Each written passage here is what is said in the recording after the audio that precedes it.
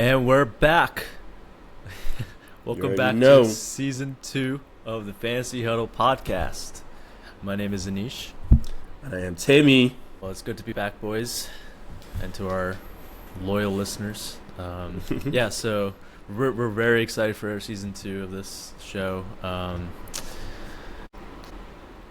Alright, so for this show, we're going to go over a quick recap or introduction of ourselves, what the show is about, and what we're looking for Season 2, forwards to Season 2. And then we're going to jump into some off-season moves and some their potential impacts between the different positions. And then we're going to go over the rookies, similarly, like going over different high-level rookies for different positions. And then we're going to look over some big question marks for the season. So Tammy, you want to introduce us for the show? Yeah, of course. I'm excited. You know, it's your favorite fantasy analyst. We're excited to be back for Season 2.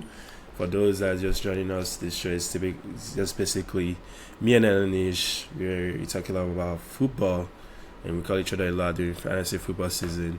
So we decided to start a podcast and share our wonderful conversations with the rest of our friends, and also whoever is willing to listen in. Last season we started off, it was our first season.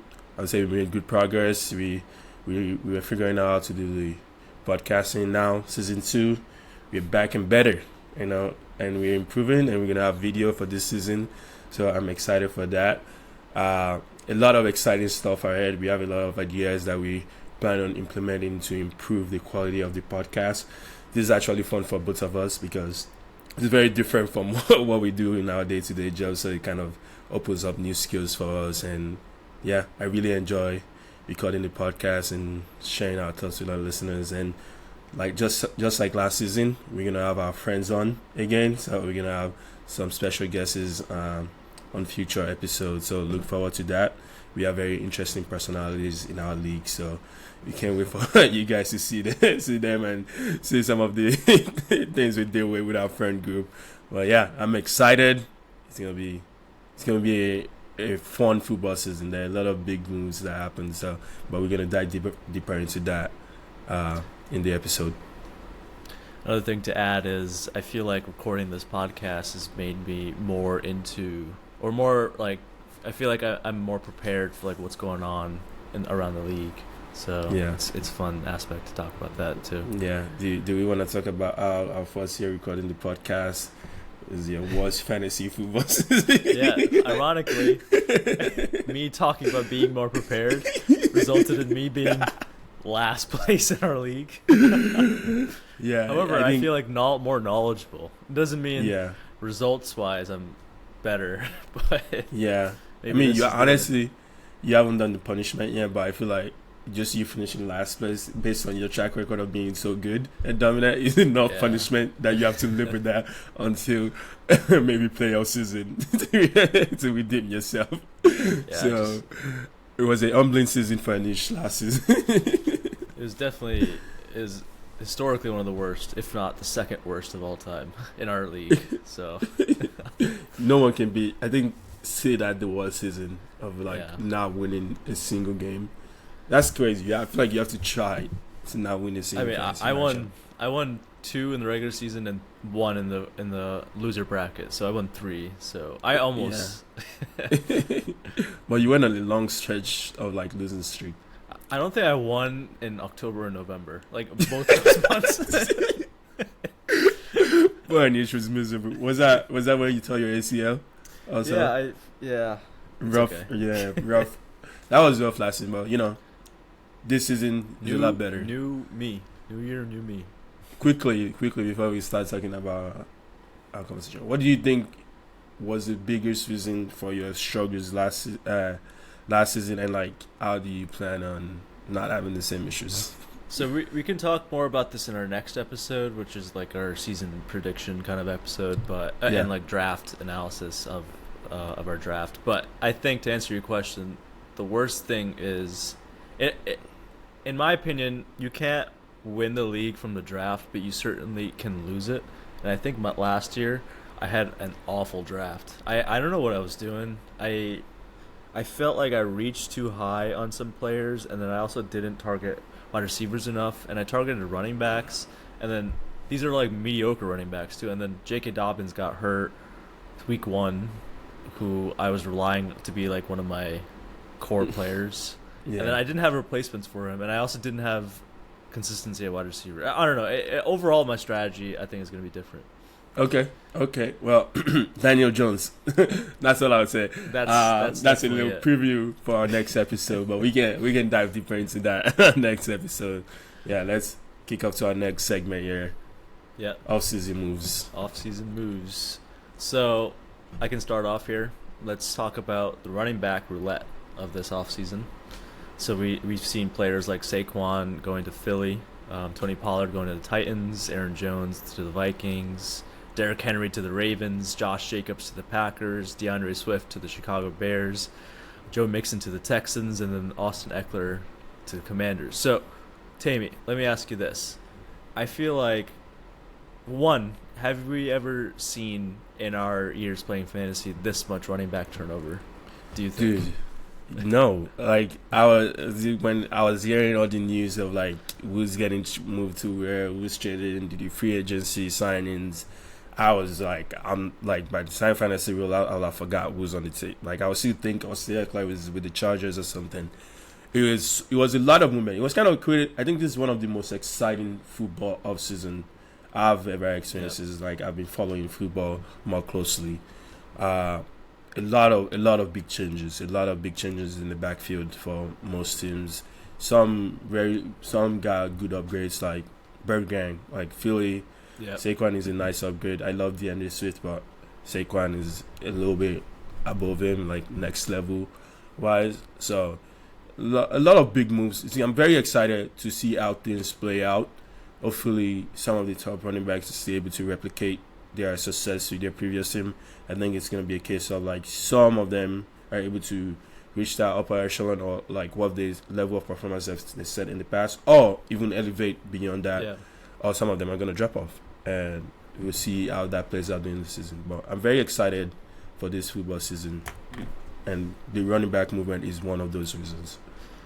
Yeah, I agree. I honestly don't remember a time when this much quote-unquote star running backs have moved so many different to new teams, essentially. Like Saquon, we've always considered him to be like a New York Giant blue, like that blue team, but like now he's on the green team, like the Bird Gang, and then Derrick Henry's on the purple team now, Ravens. Like it just like to the average fan, I feel like maybe for someone like Ori, not to roast Ori right now, but you might see Austin Eckler and be like, all right, RB1 from 2 years ago, and now he's on the Commanders.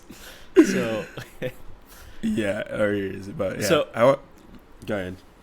Oh no! I was just gonna say, like, it's remarkable to see this much turnover, and I agree with you how exciting it was. I feel like I just couldn't predict where anyone could go in this offseason, so it was fun following that. Yeah, it was a lot of fun. I was a little surprised they moved, but let's just go one by one here and kind of discuss our thoughts on each one quickly. First one, Saquon. I'm very excited as a Philly fan. Yeah, having Saquon, we took him from a rival team. So we crippled the Giants and got better. Saquon went to Penn State, so he kind of has that Pennsylvania blood in him a little bit, and the Giants didn't want to pay him, so he left, and I respect that. I'm very excited for this team. I think Philly, the way things ended last season, they were really pushed and motivated to make upgrades, and Saquon is the perfect upgrade at running back. It should be a fun offense. Yeah, we saw DeAndre Swift excel last year in this offense, and we can both agree that Saquon is a better player than DeAndre Swift. Yeah. So it's natural to think that he might be even more like elite. I think DeAndre Swift finished in the top 10 running backs last year, so yeah, Saquon could definitely finish maybe top 5. Yeah, hopefully he just needs to stay healthy. Do you think Jalen Hurts will cap his rushing like ability or rushing production, touchdowns, for example? No, I don't think so. I think it's just going to be a more high-scoring offense, and there's going to be more dynamic to it. Like, even last season was a down year for Jalen Hurts. And he still had, like, good production in terms of, like, rushing and stuff. So I think you still have, like, maybe consistent production, but the team overall as an offense is just more firepower. And they might score more or get more yardage. And I think they're still gonna do the tush push. Jalen is still gonna, for fantasy purposes, won't that eat up Saquon's? The tush push is for Hurts to get the rushing. Yeah, but like the tush push is kind of like a last measure, right? Typically, like we wouldn't want to be in a situation where we have to use the tush push, but those cases will come up, and I think Jalen will get his. And Jalen is still a very dynamic quarterback. We'll see. What are your thoughts on Tony Pollard? This was kind of a surprising move for me, but not really, because like Dallas let like Zeke go, so we thought Tony is gonna take over the reins, but he had a down year last season. I guess Jerry did not want to pay up, so he decided to leave. Jerry never wants to pay his guys. He still hasn't paid CD. Like Jerry, I don't even want to talk too much about Jerry Jones as an owner, but so Tony, and also like not only that, leaving the Cowboys is interesting. Then going to Tennessee. Yes, Derrick Henry left, but I thought, in my opinion, like I thought Tajay Spears was gonna this is Tajay's time to. They're gonna believe in him fully and let him see if he can bluster or not. Yeah. And then seeing them sign Tony Pollard, which is kind of a similar style running back as Tajay, was a little surprising. So I wonder. I'm very curious to see what the workload share would be between Tony and Tajay, because last season, whenever they need they're down, they need a dynamic running back that can catch, they would take out Derrick Henry and put in Tajay. But in this case, you have Derrick Henry, you have Tajay and Tony Pollard, which are good, but good receiving running backs. So it's similar style. So I'm very curious to see how this shapes out. One thing I want to say about Tony Pollard is let's talk about the Titans offense. So Will Levis is projected to be the starter. They added Calvin Ridley as well. I think Levis is known to be a deep throwing quarterback, so he likes to let it rip essentially. So if the offense can improve, I think Pollard and Spears as well could honestly improve their fantasy value, because they'll get more trips to the red zone, I think. So Pollard is I think he's an attractive mid to late round running back. It is concerning though, because we thought more work last year with Zeke gone and Pollard would be the clear RB1 in Dallas would be what made Pollard into the RB1 kind of conversation, but that didn't happen. And unfortunately, I think Pollard and Spears are just going to kind of eat from each other's plate essentially. And they're both going to be pretty RB2, RB3 kind of values, I think. You think both of them? I think they're going to be equivalent value? Pretty equivalent. Obviously, okay. If one of them gets injured, they're going to get... Yeah, that would significantly increase things. Definitely. Interesting. I would put Tony above Tajay a little bit. I'd say he's one level above. But we'll see how it shapes out. Tajay he's only had one season in the NFL, right? So sophomore season could be his explosive season so that he catches up. But I think Tony just have a body of work that will have him initially start off with more workload than Tajay. That's fair. We want to talk about Aaron Jones. Yeah. it's so another funny part of this, or I'll be real for me, is they're all going to rivals, divisional rivals. Yeah. Aaron Jones going to Minnesota. I was a little caught off guard, but I understand the move. I would say his tenure with Green Bay was pretty it was a successful tenure, Like it did his thing. He had some unfortunate injuries in there, but he did his thing. I guess it was just time to move on to a Minnesota Vikings offense that is kind of new and very, I don't know, it's a lot of questions there in terms of what they can do. But I think it would still be good. I mean, last year the Vikings didn't really have a consistent, strong running back. So Aaron Rodgers could be that consistent running back that they've been looking for. Yeah, so this is my usual like spiel about running backs. Whenever I talk about a running back, I have to look at the team. What do we know about the Vikings? They lost their franchise quarterback Kirk Cousins to free agency. They drafted a high value quarterback, JJ McCarthy, who's now out for the year. Now they have essentially a journeyman backup to start, Sam Darnold, and they have the best wide receiver in the league, or one of the best, in Justin Jefferson. And Aaron Jones, what do we know about him? He's going to be 30 by the end of the year, and history shows us people in their 30s, running backs, especially running backs in their 30s, are not fantasy great. So, in my opinion, Aaron Jones is an avoid. Yeah, I don't think I can disagree much with that. Age is definitely of concern, and yeah, I think it will be a kind of like a low, like one of like mid rounds running back that you want as your RB 2-3 level. Probably RB 3, honestly. But still, Aaron Jones, he has the talent. Until I see that he can produce, then I'm not gonna doubt it. But don't reach. I would not encourage anyone to reach. Yeah, don't reach for him. Now, on the other hand, though, let's talk about Derrick Henry. King Henry.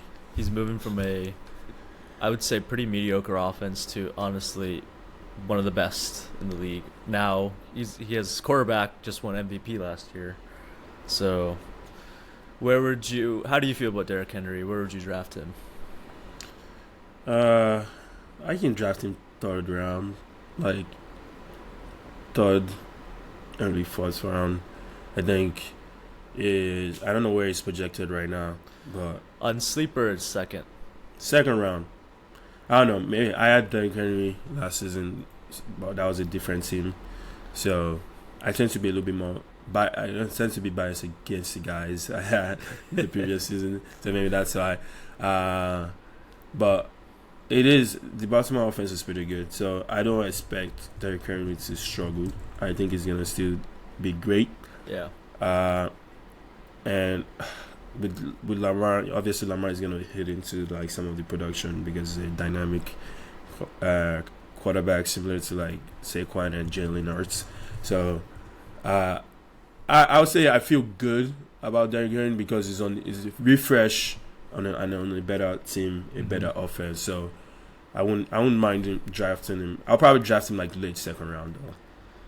Yeah. So in my opinion, so we both can agree that Derrick Henry isn't really a pass catcher, right? He's just like a straightforward running back, pound the ball running back. He does Old catch school. some balls, but old school. And so let me talk to you why I think he is a good second round pick. So Gus Edwards last year, we both can agree that Gus is not as good as Derrick Henry on a given day. I think we both would want Henry over Gus Edwards. Last season he finished with 13 rushing touchdowns with over 800 yards on the ground. So I think if Derrick Henry can get over 1,000 yards rushing, because I think he's a better player than Gus Edwards, and get 13 to 15, potentially even more rushing touchdowns, that's an elite value right there. I think that's totally worth second round. Yeah. You made very, very strong points. I guess I've been sleeping on Derrick because, again, my bias from last season. I think that's a good case. I think I'm confident if he stays healthy, he would definitely get over 1,000 yards in that offense. It would be able to pound the ball just like Gus Edwards is. I'm not sure. I typically stay away from Baltimore backfield just because Lamar, and it's always a crowded backfield that like they go to multiple different guys at different times.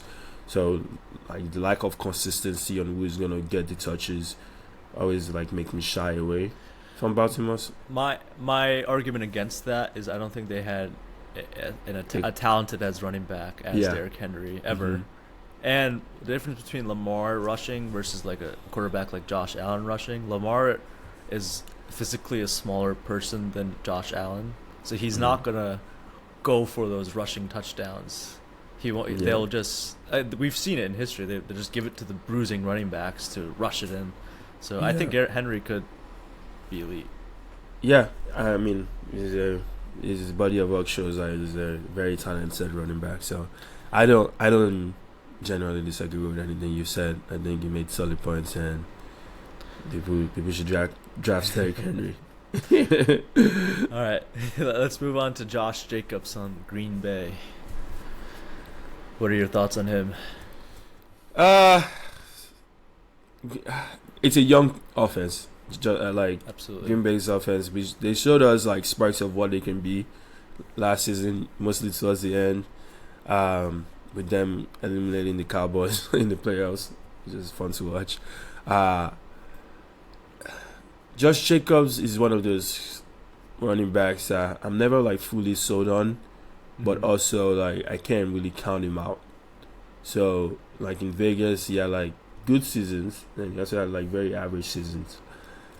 I'm interested to see how this plays out because I think it'll be the typical Josh Jacobs. Aaron Jones succeeded in that offense, so I have no reason to doubt Josh Jacobs will. And AJ Dillon, we've all expected the breakout of AJ Dillon that never happened. So I expect the same type of production. I think it's a good signing for the Packers. Josh Jacobs is younger than Aaron Jones, so it's kind of like they get more lifetime like out of that. It's a good signing. I'm not keen to drafting Josh Jacobs. Just like I don't think I've ever drafted Josh Jacobs in all the years I've played fantasy league in all my leagues. I don't know. I've just been always not attracted to him. Like there was one season someone was trying to trade me Josh Jacobs. That was his best season, but early on they were trying to trade me. I was like, no, I don't want it.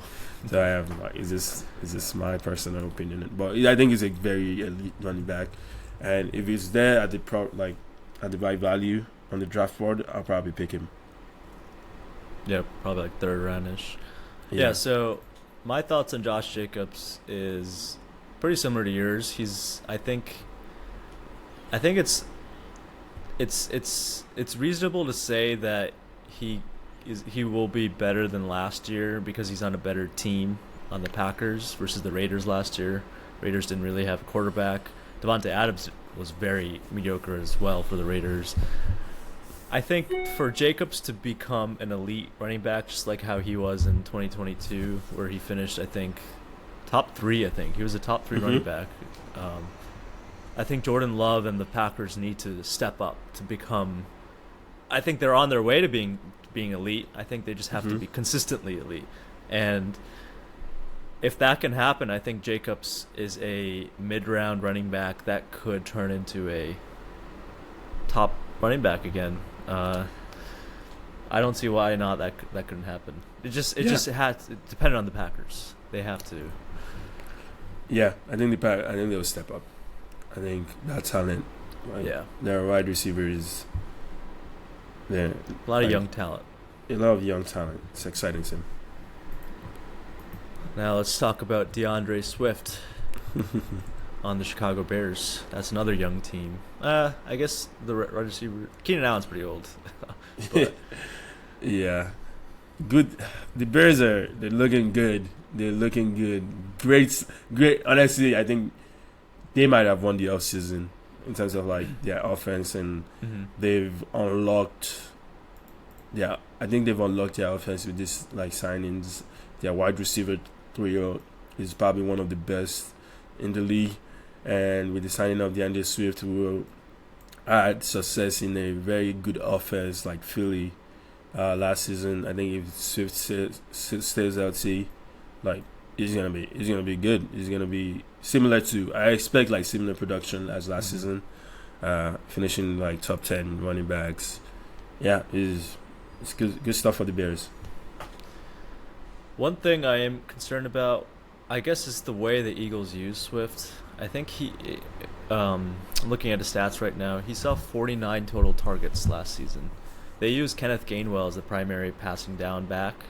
I'm not sure if that's an indication of Swift's catching ability, or Eagles just their plan was to just not use Swift for pass catching. So it's interesting. So I'm curious to see what the Bears will do with Swift, because they also have Khalil Herbert, who's a good pass catching back. So yeah, and they still have Rashawn Johnson, who's second definitely. year. So it's a high depth backfield in Chicago. Yeah. And now let's talk about the last two guys, Austin Eckler. Let's start with Austin Eckler and the Commanders. Yeah, this is another puzzling situation for me, because you have Austin Eckler and what's his name, Brian? Is it Brian Robinson? Brian Robinson, yeah. In Washington, Brian Robinson is supposed to step into that lead back, take over. This is my team role, but the addition of Austin Eckler, I'm not quite sure who's going to be the lead back. I think right now it's expected to be Brian Robinson, but like Austin Eckler's body of work, you can't just push him. Yeah. It's going to be a fight for RB1 essentially. It could be a case that it's kind of like a RB1A, RB1B situation, but Austin, I think from what I've seen, Austin Eckler is the better running back. So if he's not slowed down by age, I think it will still have a decent fantasy production. Not like a top 5 fantasy production that we've seen in the past couple years from him, but it will still be a good RB2 to have and stash him. It's gonna be his value would go significantly up if like Brian Robinson gets injured, for example. But yeah, I'm very interested to see how this one shifts out. Yeah, so I think Eckler will be used primarily as a third down running back, with Brian Robinson being the starter. I do think Eckler is an upgrade over Antonio Gibson. So yeah. Jaden Daniels, and they also got a new offensive coordinator, so I think Cliff Kingsbury's systems, they've used the running backs to pass down. So I think Jaden Daniels could just dump it off a lot. But that's another thing. Jaden Daniels could run it a lot, so yeah, it's interesting. Yeah, it's an interesting situation. I mean, James Conner was able to do well on that Cliff Kingsbury, so we'll see. Yeah. And last but not least, Joe Mixon on Houston. Yeah, I think. This one hasn't felt real, because I've always associated Joe Mixon with the Bengals. So it's gonna really settle in when I'm watching and I see him on the Texans. Texans are another great young team that's like making their claim and getting theirs. They've signed a lot of good weapons this season. Mixon is a high talent running back. I'm more curious about Dameon Pierce in this situation. I feel like Dameon Pierce never fully stepped into that position. Like, he never fully settled in and took it over to make the job undeniably his. But maybe Joe Mixon will take off that pressure and workload from him, that he's able to be productive in that backfield. So I'm very curious to see how that tandem would work. I would say I'm a little bit more optimistic on Joe Mixon. I think he's a very boring player, but that means he's very reliable. I don't think he's going to be very splashy, but I think the Texans' offense will be pretty elite. And in my opinion, I don't think the backups, Dameon Pierce or Ogunbowale, will be any competition for him. So I think he could be the 3-down running back. It's a very dynamic offense, but I don't know. I won't count Dameon Pierce quite out yet. He still has the talent. I think he's had some like injuries also, but And Joe Mixon is getting. How old is Joe Mixon now? 29? 28. 28? Okay. Still kind of in his prime, I guess. Yeah. I won't fully count Damian Pierce out yet, but Mixon always, I think, he's consistent. He was consistent on the Bengals. Mm-hmm. He's in a similar offense, like with the Texans, so I expect him to be similar production. Let's move on to some wide receiver moves from the offseason. So people like Stefon Diggs went to Houston, Calvin Ridley went to Tennessee, Gabe Davis, Lance's favorite player, went to Jacksonville, Keenan Allen, as we talked about, went to Chicago, and Jerry Jeudy went to Cleveland. Yeah, we can go through these players one by one, but honestly, some of these we could probably skip. Skip Gabe No Davis. disrespect to Gabe Davis, but I don't really have that much. Let's talk about interest in- some of the bigger ones, though, like Diggs. So, Yes. what is Diggs' value in Houston amongst that team? Dude, I don't know. Like, who do you pick first? Diggs or Nico? I would pick Nico Collins. He got paid. He got a contract extension. He's very young. Yeah, he's still younger. I think but they like similar value. Like it's gonna be interesting. It's kind of like a, I guess, Keenan Allen, DJ Moore situation that we'll talk about after this one. But the thing, my issue, I guess, in the past years, my issue with Diggs with fantasy, another guy I've never actually drafted on my team, but just from watching him, is it usually starts off well, hot, then later on the season like cools off like way too much. Which are the critical parts of the season that you need him for like playoffs, and like you're pushing for playoffs and he's not producing. So that's kind of like my beef with him. Outside of that, it's a good offense. CJ Stroud is that guy. Like, it's shown us like you can throw it, you can have multiple different options, and you have Nico, then you still have Tank also. It's a good offense to be in. But to answer your question, I would say like third round, maybe late third round is his value. I think it might be in my opinion. I think it should be a little lower than that. Really, you think fourth round or lower than fourth round? Fifth. Fifth. Yeah. So here's why. I think obviously Stroud's value is pretty good. Collins, I think, is the best wide receiver out of this group, and Tank Dell is definitely a sleeper in the later rounds. But Diggs is, I forget how old he is. I think he's like in 30s or something. I think he's like 30 or 31. I think the late season struggles, as you mentioned, do play an effect for how to project Diggs for fantasy. I think I would rather have the younger and taller player Nico Collins than Diggs, who has shown declines throughout the season. I'd rather have the prospect of I just think fresh Collins, blood. Yeah, exactly. Yeah, I mean, Diggs is 30.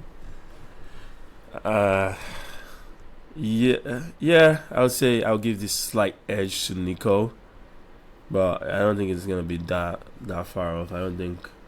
To me, Nico hasn't necessarily proved that.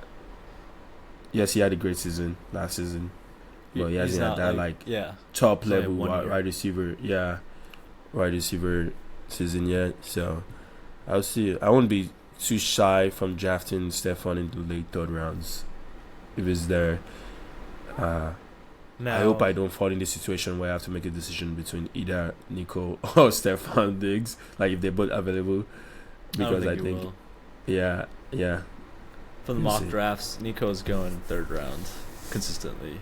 Really, and Stefon is going much later than that. Not much, like 1 or 2 rounds later. 2 rounds. You'd have to reach for Diggs if you want to pick either between those two. No, 2 rounds later is insane. I don't think it's that far off, but I would think maybe 2 picks later, like 2. People's opinion on Diggs is kind of is low. Low. He had a rough end to the season. Now let's talk about another crowded wide receiver room potentially. Keenan Allen. Where is Keenan Allen on your draft board? I have to look at the. I feel like when I'm thinking about this, I'm not fully considering all the variables and all the other players that might be available in that round.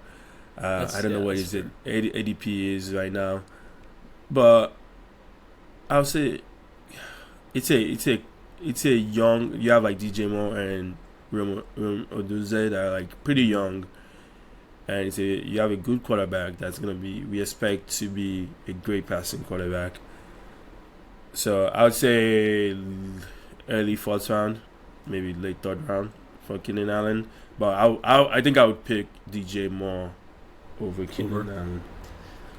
Yeah, I think he's going to be consistently a pretty good wide receiver 2-ish player, Keenan Allen. I think what's more, in my opinion, going to happen is he's going to bring down DJ Moore's value a little bit, just a teeny bit. Yeah. Obviously, Rome Odunze is also there, and there's a rookie quarterback, so. But it's a better quarterback, so I think there'll just be more production from that team in general. Better because DJ Moore played DJ Moore. Yeah.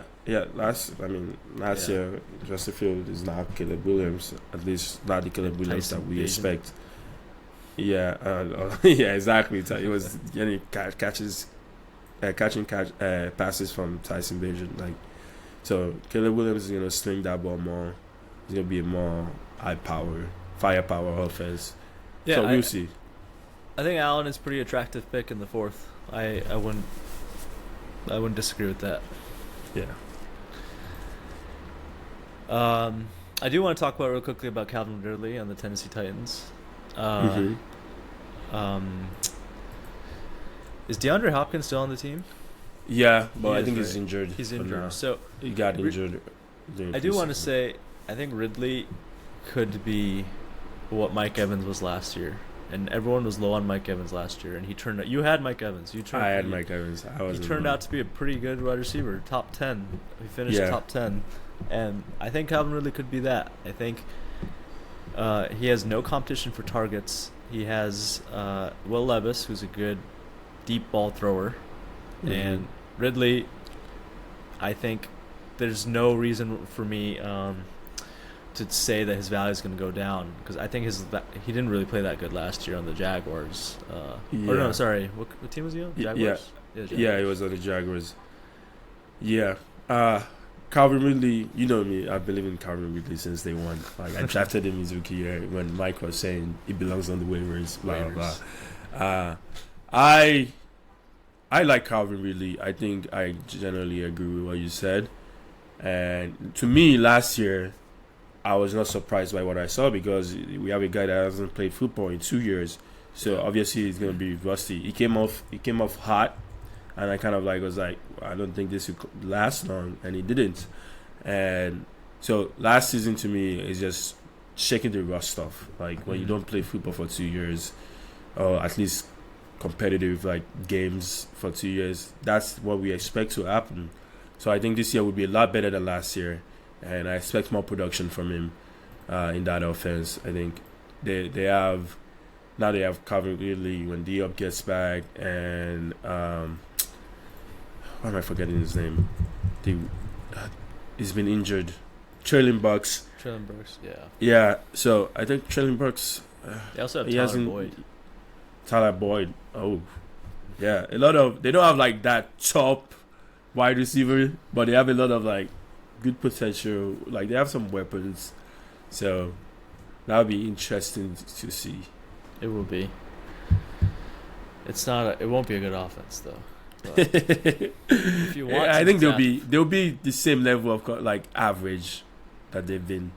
They'll just be. They're not gonna be poor, but they'll be that mid level. Yeah. In terms of the overall league. Yeah, and I agree with that. No more. Unless Will Levis unlocks like that mayo energy.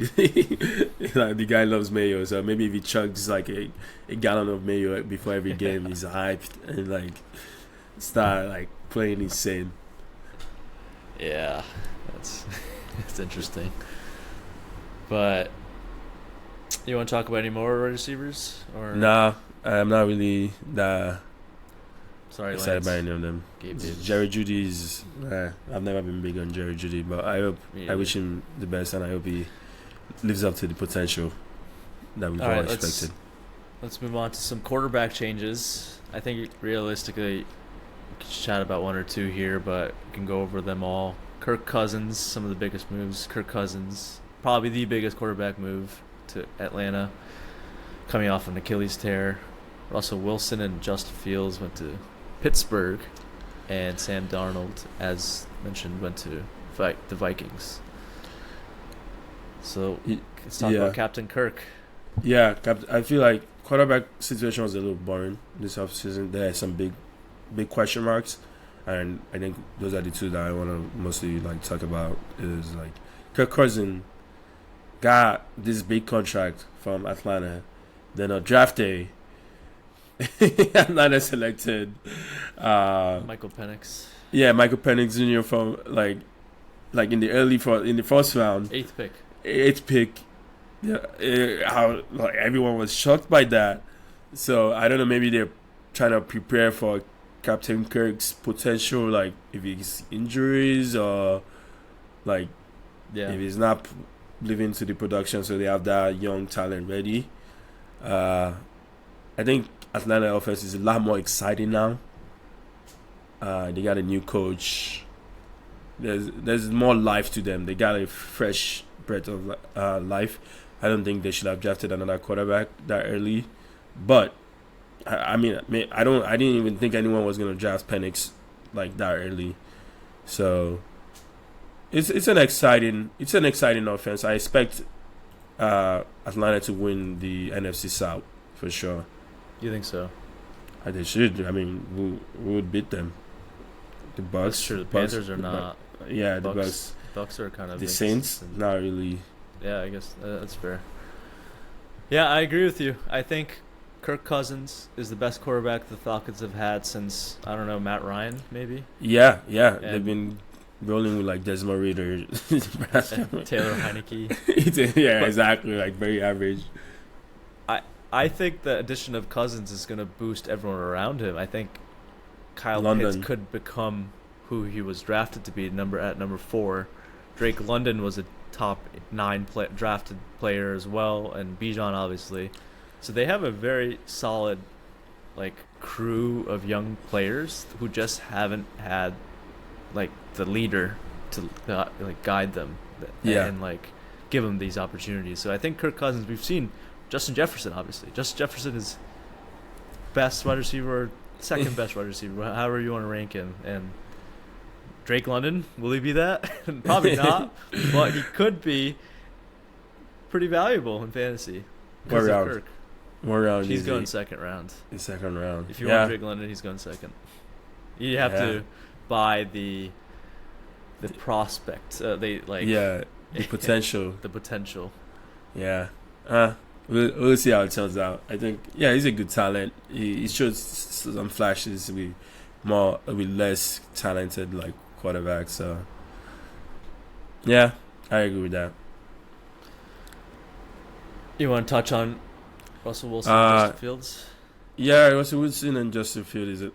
Pittsburgh, honestly, they have a great coach in Mike Tomlin, but like since Ben Roethlisberger left, like I'm always kind of like disappointed in their QB situation. And yes, they have Russell Wilson here. That's like a veteran. That's kind of shown us like he's a good quarterback. He's had a rough past couple seasons, but it's still like we know what he can do. And you have Justin Fields, who's also it's like a mediocre talent that hasn't really shown us what we thought he was gonna be. So they always. I think that's one thing that's like missing from Pittsburgh being a deep season playoff team than like a first round exit. Mm. They always have this QB situation. I don't know. I think they need to just go for like a top quarterback that's reliable. These two guys would be interested. I think Russell Wilson got injured, so Justin Fields will be taking over. Actually, Russell Wilson is healthy now, and he's taking the starting reps. Okay. I thought he was injured for a little bit there, so I thought maybe, He was, but yeah, he was. Justin Fields was gonna take over, but regardless, like unless Russell Wilson channels like Seahawks, Russell Wilson, it's gonna be just like an average QB room. That's not. I mean, I guess it's an upgrade from last season of like Mitch Trubisky, Kenny Pickett. Kenny Pickett was now like in Philly as a backup, but I'm still not impressed. Like Mike Tomlin always drags them somehow to the playoffs and like not have a losing record, but like in order to elevate into a contender, you need a better quarterback situation. And I'm not a Pittsburgh fan, but I kind of get frustrated. I'll be so pissed if I'm a Pittsburgh fan because it's just always the same thing of like average quarterbacks that don't really elevate the team. Let me ask you a quick question here. Say the Steelers trade for Brandon Ayuk. Yeah. What does that mean for Wilson and Fields if either of them are starting for fantasy? Honestly, to me, Ayuk is a great talent, but I don't think it changes anything for me. It doesn't really move the barrier. Yeah, he's a weapon, but let's be like, George Pickens is a good weapon. He's a good weapon to have. I think it still comes down to the quarterback. If the quarterback is average, it doesn't matter who the talent is. Like, yes, they might still be good and they throw to them more often, but in terms of like elevating just football aspect, not fantasy aspect, it doesn't change much. Like, I think the production of the quarterback is still going to be the same because there are a lot of different variables that go into being a quarterback, like decision making aspect of things that goes into their production. So if they can have the weapon, but if they don't use the weapon correctly, I think it still comes down to the quarterback to use the weapon correctly. So in that case, it doesn't move the needle, honestly.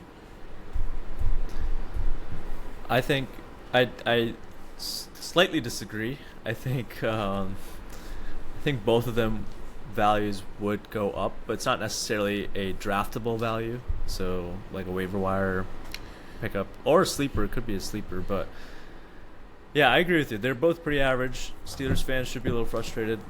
Quarterback hasn't really been consistent since Big Ben left. So this team is pretty mediocre. Yeah. All right, that wraps up the off-season moves. Should we talk about some rookies? Yeah, there are a lot of exciting rookies. I think we can just touch on like the big names.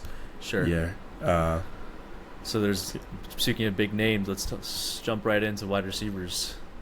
Yeah. So 3 top 10 draft picks, wide receivers, and another one could be the wide receiver 1 for the Bills. So let's start with Marvin Harrison.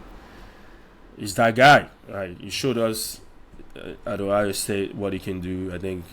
Yeah. Is good. It's bringing a little life into that Arizona offense, and also Kyler Murray. I think Kyler Murray have been kind of like he's a little like on the like in people are not looking like Kyler, but I think it can. We know what Kyler Murray can do. Yeah. I think it can be that like if you pick him late round quarterbacks would be good fantasy value and like production wise. If someone like maybe one of your top drafted quarterbacks goes down, or you can even draft him as your QB1. Honestly, with Marvin Harrison being on the team, and they have their tight end, Trey McBride. So Marvin Harrison is like undoubtedly the wide receiver 1 in this league, and I think it's projected for early second round. So I'm excited. I would pick him if he's on the board in the second round for sure. Yeah, I would agree with everything you just said. I think Kyler Murray's stock goes up. Everyone on the Cardinals pretty much benefits from Marvin Harrison being there, and yeah, stud, future stud, stud talent. Yeah, stud talent. Speaking of another stud, Malik Neighbors. Yeah, and stepping into like a wide receiver 1 role as a rookie. Yeah. Isn't he injured though? Yeah, he's slightly. I think he has an ankle injury, but I don't think it's very serious. But I do want to say though, for the Giants, they have Saquon leaving, and that is about 60 to 80 targets per season.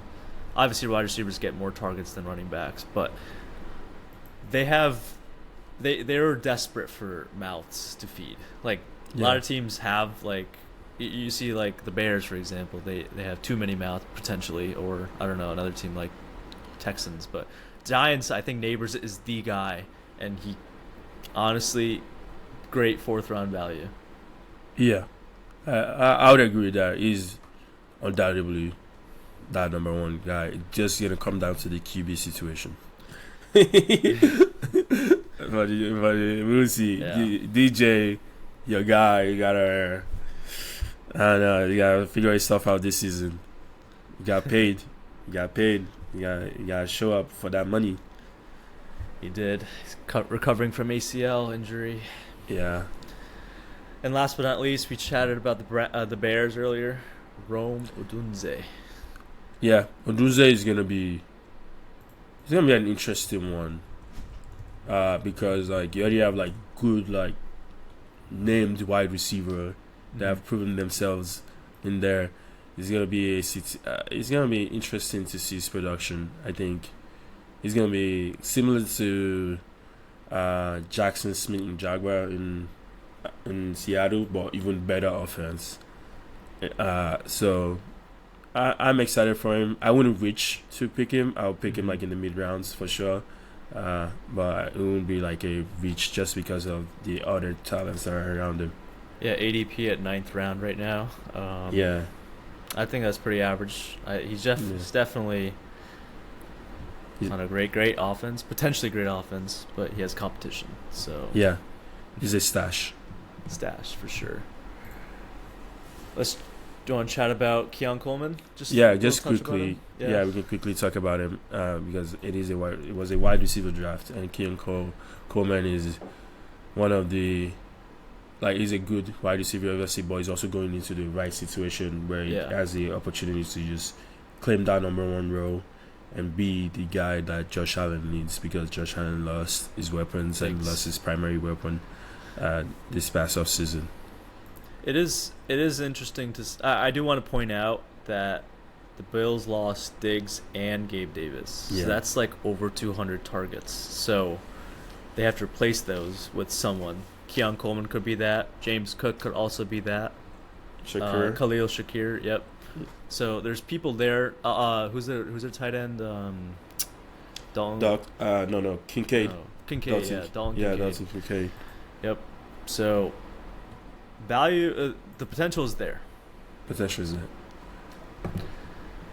Yeah, and let's move on to quarterbacks. We chatted about Caleb Williams already, but he might be. Would you draft him over our next guy, Jaden Daniels? I'm just looping him in. Yes, as well. Yes. Better offense, more weapons, absolutely. Better talent, like Jaden Daniels is good, but it's just Caleb Williams.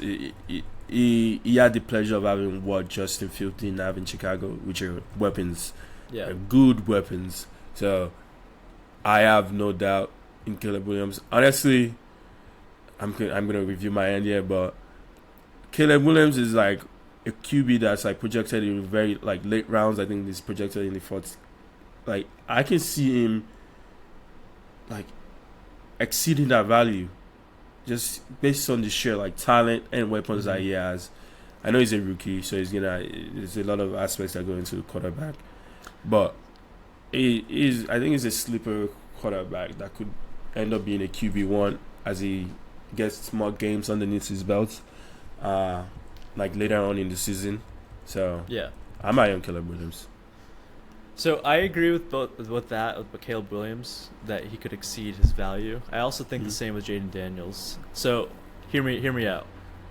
Anthony Richardson right now is a 5th round quarterback projected to be. Mm-hmm. He played 4 games last year, and now he went undrafted to like 12th round last year. Anthony Richardson to become 5th round in 4 games. I think Jaden Daniels could be this year's Anthony Richardson because of that rushing ability on a mediocre, so on and so, like, quote unquote, like, unknown offense. And he could be a 12th, 13th round quarterback that could be in the 5th round next year. Yeah, I don't necessarily think he can. Yes, Anthony Richardson only played 4 games, but the reason I drafted him is just like the pure athleticism of Anthony Richardson, like, made me not question his ability to be able to rush the ball and get those touchdowns and be very, very good fantasy value. Jaden Daniels is a good rushing, like, running back, not running back, quarterback. So, but it's not Anthony Richardson. Like, I don't expect that level of production from him. I see what you say though. I'm not like completely against it, but I just don't think he can elevate into that Anthony Richardson level. But he's a better passer than Anthony. He holds the LSU all-time record of rushing yards in the season for a quarterback. He is NFL. I'm not saying he's not. Obviously, like, he's a very athletic guy. And he's a better. Would you agree with this? He's a better passer at coming out of college than Anthony Richardson. No doubt at all in my mind that he's a better passer than Anthony Richardson. However, I guess maybe where I'm focusing on in terms of his value here is the ability to rush and get rushing touchdowns, and therefore increasing his fantasy value. Mm-hmm. Considering that he's a rookie and he has to learn more about NFL defenses. Yes, he held the record at LSU, but in my opinion, NFL defenses are just a whole different echelon compared to, like, college defenses. Like, it's complete next level. They will clamp you. Like, those are grown men making grown man money for that to be on that field. So it's a whole different ball game that I think you need an extra level of athleticism to be able to, like, be as dangerous as, like, Anthony Richardson was in terms of, like, rushing. But I don't fully, like, disagree that, like, he can't elevate into that top round, but I don't expect the same level of, like, production rate. As who? As Caleb? As Anthony Richardson. As Anthony. Like, in terms of, like, just fantasy wise, yes, we only saw 4 games of Anthony Richardson, but you elevated. I very much disagree with that. But let's keep an eye on Jaden Daniels. Yeah, maybe I haven't paid enough attention to him. But Anthony Richardson had, like, a 4 touchdown game. Sure, but why can't we say that about Jaden Daniels as well? He's a better passer and also a good rusher too. I guess I'm also low on the Commanders, but we'll see. Maybe, were you high on the Colts last year? Not high, but I was like, they're average. Like, they'll be average as usual. Yeah, I think it's a similar situation. So, am I wrong to say that? No, I don't think you're wrong at all. Maybe my bias as a Philly fan also. I subconsciously want them to suck because that's another conversation. Yeah, I know. But I'm just saying there could be some biases that are playing into my judgment here because of my fandom for Philly.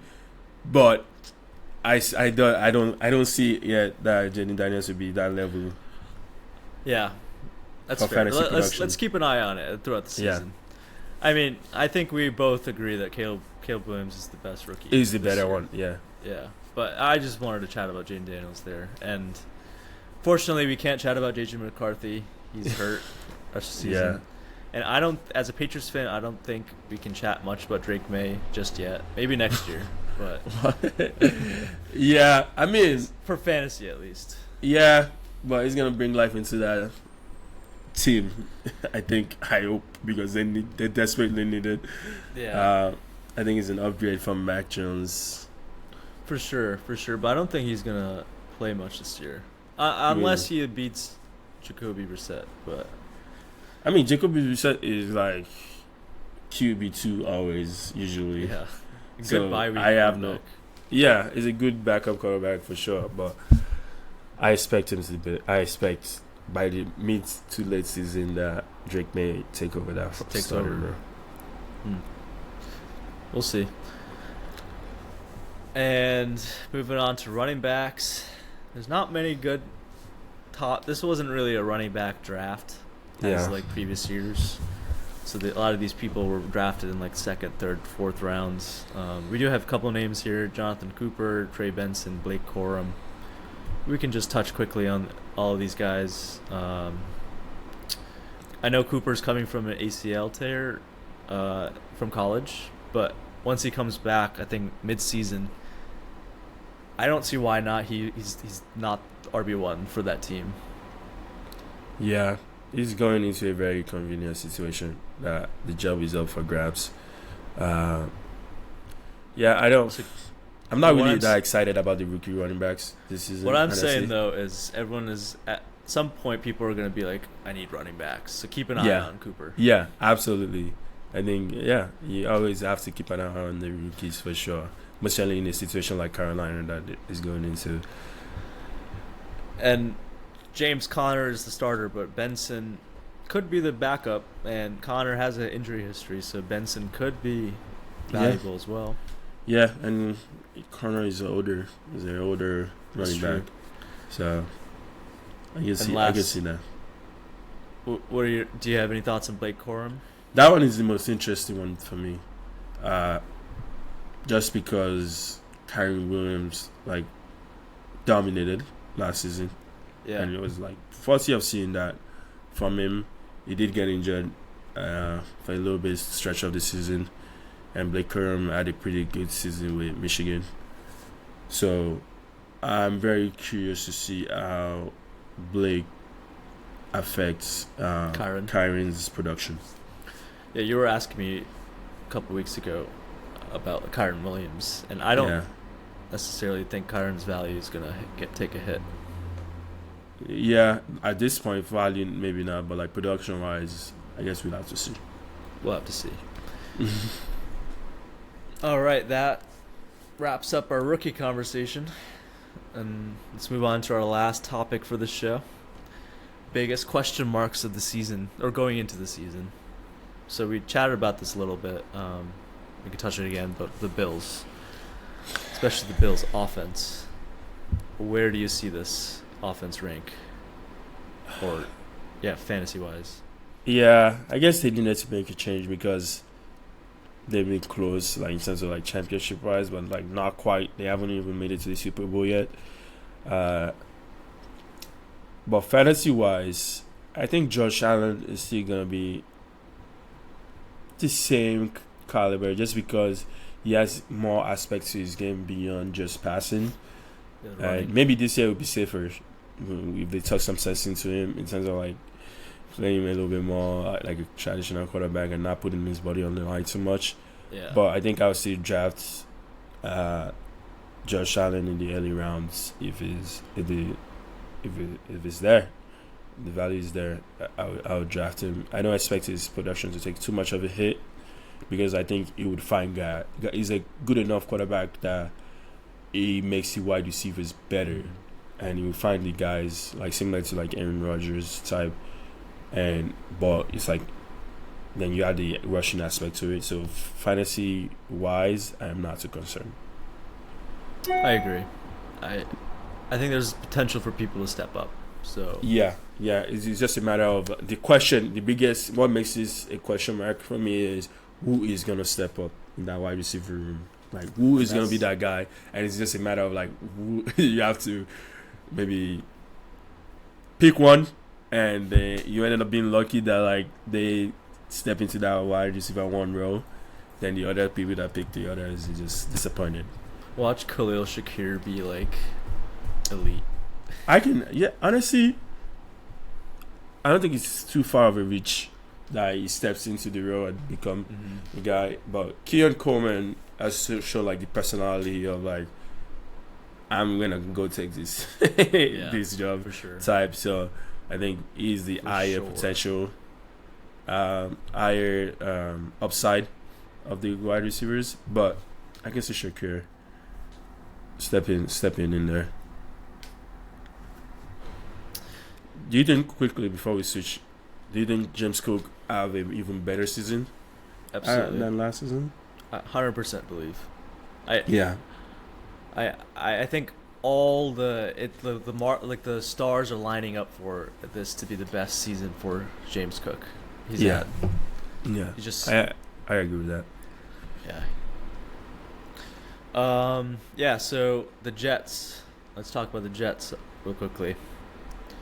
What do we know about the Jets? Aaron Rodgers is coming back, presumably fully healthy. What does that mean for the offense? Or what is Aaron John? way better offense just with the insertion of Aaron Rodgers. A-Rod. We are like 4-time MVP, one-time Super Bowl champ, young team, exciting. I think we got deprived of seeing that with his injury, like the very first game, and I think we finally get to see this year. Fully stays healthy and everything. I think it's a very exciting team, and they should be honestly top 5 offense in the league. Brees is awesome. They added Mike Williams, and like Garrett Wilson, we all know what he's capable of. I think Aaron Rodgers is going to finally fully unlock Garrett Wilson and make him even better. I think this is it. This is it for the Jets to be that top 5 offense that we expected them to be last season. Would you draft Brees Hall over Jamar Chase? That yes. Honestly, maybe that's a toss-up. That is a toss-up. That is I think Joe Burrow's revenge season last season was just like injuries and like too many inconsistency. I think he's gonna be back and better, and good when you have Joe Burrow on the field. Jamar Chase is gonna show up. But Brees, what Brees showed me last season with the bad quarterback situation, I know he's a running back yet. He's not as affected as the wide receivers, but the level of talent that Brees showed definitely makes me think about it. If you asked me this like last year, obviously I'll have said Chase without a question. But Brees showed some life, so it's a sort of. It depends on the strategy I'm going for. If I'm like thinking of targeting a different position, whatever position I'm targeting in the second round, based on my draft position, then I'll pick between those two. But it's a toss-up. I agree with everything you said. Yeah. Yeah. And 49ers, let's quickly touch on them. What is their offense like if Ayuk gets traded? Because he still could be. Yeah. They got so many weapons that I still think it's top 5 offense in the league. I think Ayuk, is more likely going to stay now based on the news I've been seeing the past couple of days. But if he was to be traded, I think finally Debo gets back to the Debo because Ayuk was still in his production. So if Debo stays healthy, then I think Debo will be very, very attractive. But CMC is still the number 1 option. Even though he's a running back, it's still the number 1 offensive weapon on that team, without a doubt. With or without Ayuk. That's not the question. Yeah. CMC. Yeah. Although, what is a question is the number 1 draft pick curse over the past years. So, you know about that curse? Yeah, I know. I've been in my other league. I've been associated to that curse that whoever I draft first, because I had back-to-back number 1 pick, is gonna get injured. Blah blah blah blah blah. Yeah. Like, don't let me have this guy. Don't let me have CMC. I'm like, bro, what is this nonsense? Like, I didn't. I'm not the one cursing them. It's just the nature of the sport. But yeah, I mean, you still gotta go with CMC. You still gotta. Unless if you really want to break the curse, maybe you go with CD because it's less likely to get injured. Yeah, but that's bold, CMC. But CMC is just. Last season was too great for anyone to even question drafting him. Yeah. I think that wraps up our episode today. Those are all the topics that we wanted to talk about. So, yeah, we back, baby. We back. It's great. It's good having these conversations. Yeah. I've missed talking about football. As much as I enjoy all the other like sports and the Olympics this summer, it's always great to have fantasy football back and have these conversations. And I think it also allows us all our friend groups to chat more because we're all following so closely. So yeah, I'm excited for the fall. You any closing thoughts for our audience, Anish? To our loyal listeners, thank you.